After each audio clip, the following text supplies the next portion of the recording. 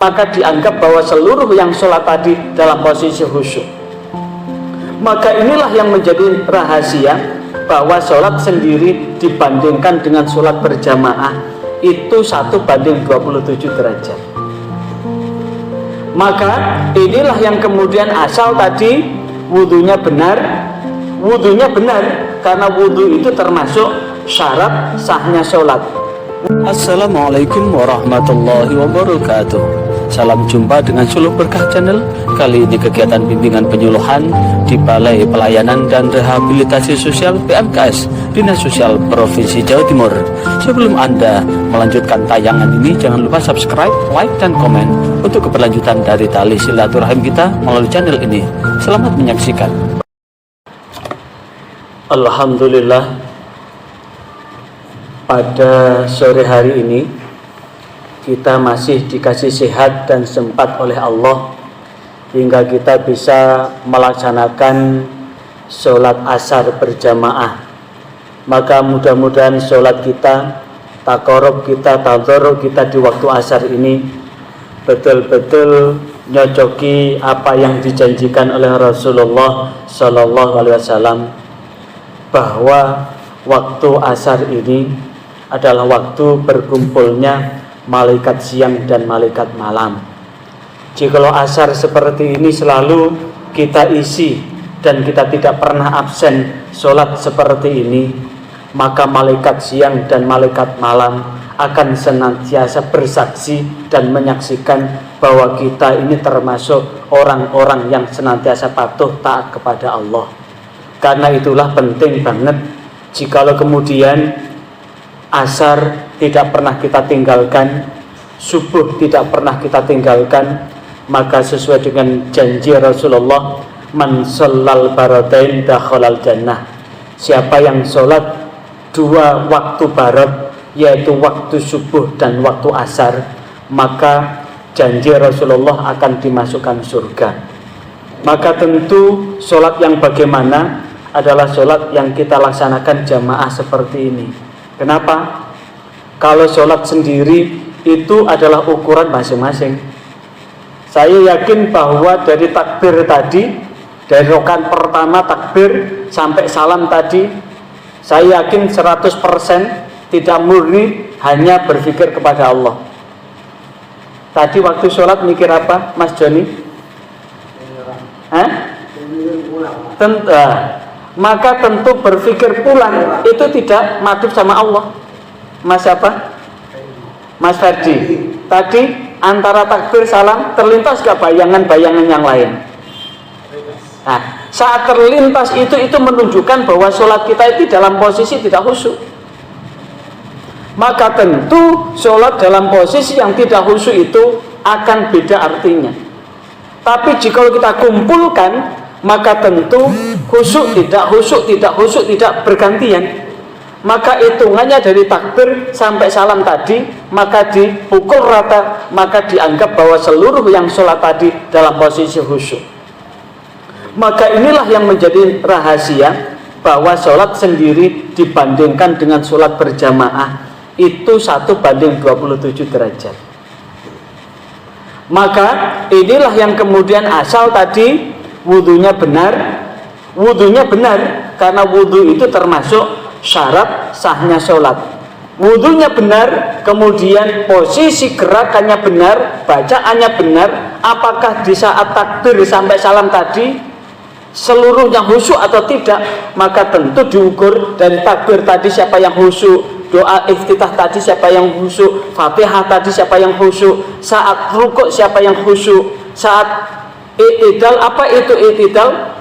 Bangun dari rukuk siapa yang khusyuk, sujud siapa yang khusyuk, duduk di antara dua sujud siapa yang khusyuk, sujud lagi siapa yang khusyuk, sampai salam siapa yang khusyuk. Maka khusyuk tadi dikumpulkan jadi satu, sehingga antara yang khusyuk maupun yang tidak khusyuk dianggap semuanya khusyuk. Inilah pentingnya. Nah, inilah yang kemudian ini akan menjadi penyerta. Dan sholat ini penting karena pertama kali yang akan dihisab oleh Allah, yang akan pertama kali dihitung oleh Allah yang akan pertama kali diadili oleh Allah itu adalah sholat. Maka jikalau sholatnya baik, maka baiklah amal yang lain. Jikalau sholatnya rusak, maka rusaklah amal yang lain. Dan salah satu tanda sholat yang baik itu satu, ketika azan berkumandang. Sekali lagi, salah satu indikator sholat yang baik itu adalah saat ketika azan dikumandangkan, langsung kemudian kita dengan serta-merta langsung ambil air wudhu dan mendatangi panggilan itu. Maka ini salah satu ukuran. Sekali lagi, ini salah satu ukuran bahwa ini salah satu ukuran sholat kita baik. Beda cerita dengan dengar azan, tapi kemudian malah meninggalkan tempat azan tadi. Maka tadi saya tanya sama mbak, sholat enggak? Mbak, sholat enggak? Mbak, sholat enggak? Kalau perempuan bilang saya sedang libur, itu bisa dipercaya karena perempuan itu mengenal menstruasi. Tapi kalau laki-laki, mas sholat enggak? Saya libur. Tidak ada ceritanya laki-laki libur sholat. Nah, jikalau kemudian posisi tidak ada halangan, ketika azan dikumandangkan, sekali lagi, ketika azan dikumandangkan, orang boleh meninggalkan masjid ini, orang boleh tidak memenuhi panggilan azan itu hanya ada dua. Sakit, yang dengan sakit itu tidak memungkinkan memenuhi panggilan. Yang kedua, orang yang bepergian, yang dengan bepergian itu tidak memungkinkan untuk memenuhi panggilan. Misalkan berangkat, ini karena ada adik-adik dari Lumajang, dari Jember ya ini ya. Kalau Mas apa tadi? Mas Arel ya. Mas Arel rumahnya mana Mas Arel? Banyuwangi. Ini Mas siapa? Mas Rehan rumahnya mana? Situbondo. Lah, misalkan begini, Mas Arel ini ke Banyuwangi naik apa Mas? Kereta apa bis? Naik kereta. Maka tentu tidak kemudian kereta ini, Pak Masinis berhenti sebentar saya mau ke masjid. Nggak mungkin kan? Nggak mungkin. Maka inilah yang kemudian Mas Arel boleh tidak memenuhi panggilan itu. Mas Rehan pun begitu. Pak sopir berhenti dulu di masjid depan ya, saya tak sholat asar dulu. Tidak mungkin, kecuali kalau bawa kendaraan sendiri. Nah, jikalau kemudian kita bawa kendaraan sendiri, itu kita bisa berhenti setiap saat. Maka hanya ada dua, ketika ada orang mendengar panggilan azan itu, sekali lagi, hanya ada dua golongan yang ketika mendengar panggilan azan itu tidak wajib untuk memenuhi panggilan. Satu, orang yang sakit yang tidak memungkinkan dia berangkat ke masjid. Yang kedua, orang yang sedang dalam bepergian. Maka jikalau tidak ada halangan dua itu, mendengar panggilan azan tidak segera datang, maka kata Rasulullah, maka tidak ada sholat buat dia apabila dia sholat. Maka inilah yang kemudian penting dalam rangka apa? Mewujudkan ini. Nah, ketika kita sudah memenuhi panggilan itu, maka ternyata luar biasa. Janji Rasulullah itu saya ulang lagi.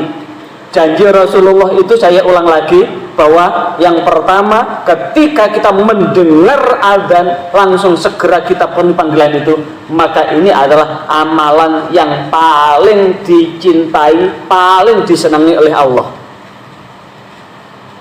Kalau amalan yang paling disenangi, misalkan Mas Joni, ada seseorang yang disenangi, kira-kira terhadap orang yang disenangi, yang dicintai, apa yang diminta dikasihkan enggak?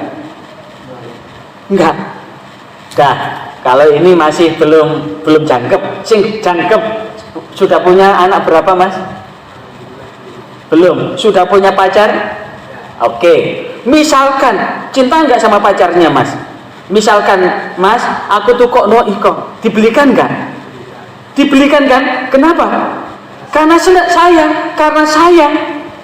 Maka wujud sayang Allah ketika apa yang Allah senangi itu kemudian dilakukan oleh kita, maka apapun yang dilakukan oleh orang yang disayang Allah, maka Allah akan memberikannya.